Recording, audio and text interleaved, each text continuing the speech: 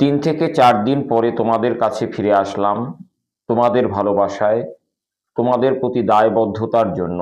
কারণ 2 দিন আগে ঠান্ডা লেগে এতটাই শ্বাসকষ্ট তৈরি হয়েছিল, রাতে মনে হচ্ছিল যেন মারা যাব। তার জন্য আমি 2-3 দিন ভিডিও বানাতে পারিনি। কিন্তু ওই যে বললাম, একটা দায়বদ্ধতা তোমাদের জন্য তৈরি হয়েছে, তার জন্য আবার ফিরে আসা।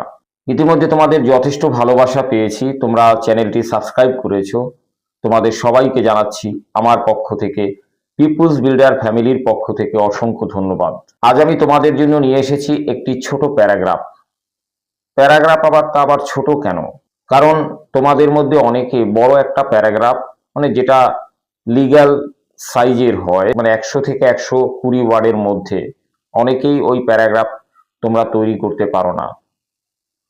তো পরীক্ষায় 3টে রাইটিং স্কিল থাকবে, 3টেই যদি কার্যত ব্ল্যাঙ্ক রেখে আসো, 30টা নম্বর বাদ হয়ে যাবে।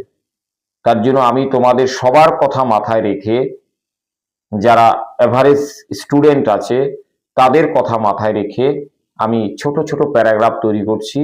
দেখতে ছোট, কিন্তু তার মধ্যে বারুদ আছে, স্পার্ক আছে।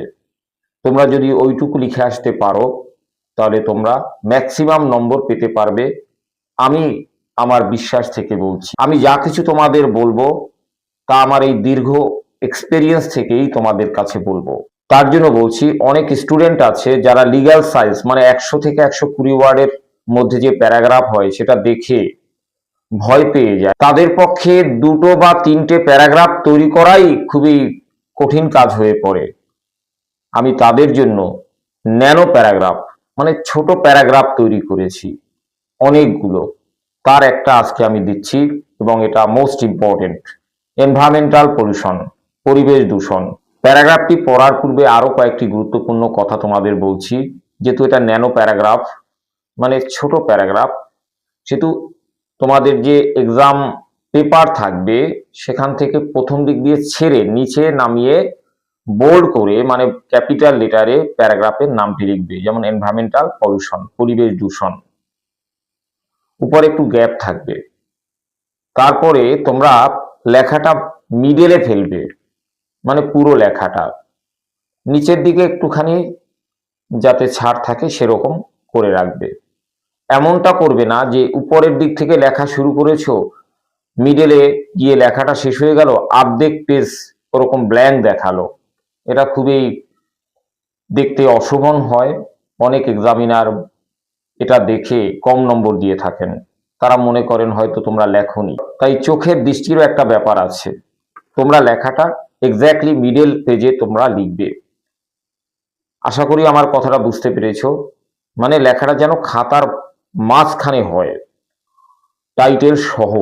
তো শুরু করি আজকের আলোচনা, এনভায়রনমেন্টাল পলিউশন, পরিবেশ দূষণ।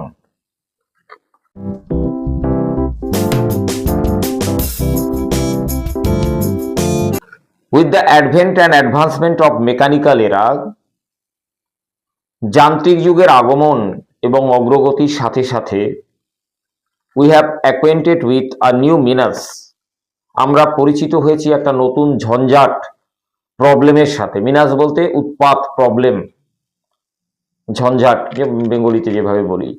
তো আমরা পরিচিত হয়েছি একটা নতুন সমস্যার সাথে, নেমড এনভায়রনমেন্টাল পলিউশন, পরিবেশ দূষণ নামে।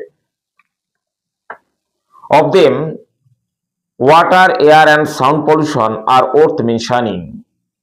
তাদের মধ্যে জল, বায়ু এবং শব্দ দূষণ হলো উল্লেখযোগ্য। These pollutions have already been so great threat, এই দূষণগুলো ইতিমধ্যে হয়েছে এতটা ভীষণ একটা ত্রাস বা ভীতি, ফর দ্য হিউম্যান সিভিলাইজেশন, মানব সভ্যতার জন্য, that our existence is in the fringe of death, যে আমাদের অস্তিত্ব মৃত্যুর কিনারে, ডেথের কিনারে রয়েছে, আর একটু হলেই আমাদের মৃত্যু ঘটবে। To get rid of this threat, এই ভীতি থেকে মুক্তি পেতে, we observe world environmental day, আমরা পালন করি বিশ্ব পরিবেশ দিবস, আর্থ ডে, বসুন্ধরা দিবস, ইটিসি ইত্যাদি, এভরি ইয়ার, প্রতি বছর। বাট দিস মেয়ার সেলিব্রেশন, কিন্তু এই নিছক বা নামে মাত্র উদযাপন ইজ নট এনাফ, যথেষ্ট নয়। We should globally increase our awareness, আমাদের বিশ্বজনীনভাবে সচেতনতা বৃদ্ধি করা উচিত অফ দিস হ্যাজার্ড, এই সমস্যা সম্বন্ধে। অ্যান্ড প্ল্যান্ট মোর ট্রিজ, এবং অধিক গাছ রোপণ করা উচিত। এই ছিল আমাদের আজকের প্যারাগ্রাফ, এনভায়রনমেন্টাল পলিউশন, পরিবেশ দূষণ। তোমরা পরীক্ষার পূর্বে অবশ্যই এই প্যারাগ্রাফটি ভালোভাবে তৈরি করবে। প্রথমে খাতায় টুকে নাও, তারপরে আমার ভিডিওটি আবার দেখতে বসো। যেভাবে আমি মিনিং করে দিলাম সেই মিনিংয়ের দিকে তোমরা খেয়াল রাখো, তারপরে তোমরা সম্পূর্ণভাবে বিষয়টি বুঝে নাও। দেখো, খুব ছোট করে তোমাদের জন্য এটা লিখে দিয়েছি। যারা অনেক পড়ার চাপ নিতে পারো না, তাদের পক্ষে এই ধরনের প্যারাগ্রাফ একটা ভালো নম্বর এনে দেবে। আমি আবারও বলছি, একটা ভালো নম্বর এনে দেবে। তাই আর দেরি না করে অবশ্যই প্যারাগ্রাফটি পরীক্ষার পূর্বে তৈরি করে নিও। তোমাদের সবার মঙ্গল কামনা করে আজকের ভিডিও এখানেই শেষ করছি। দেখা হচ্ছে পরবর্তী ভিডিওতে অন্য একটা প্রসঙ্গ নিয়ে, এবং অবশ্যই তা হবে মোস্ট ইম্পর্টেন্ট। কারণ তোমাদের এই গুরুত্বপূর্ণ সময়ে ইম্পর্টেন্ট ছাড়া কোনো আলোচনা আমি তোমাদের সাথে করব না। সবাইকে আবারও শুভেচ্ছা ভালোবাসা জানাচ্ছি, আর এখানেই ভিডিওটি শেষ করছি।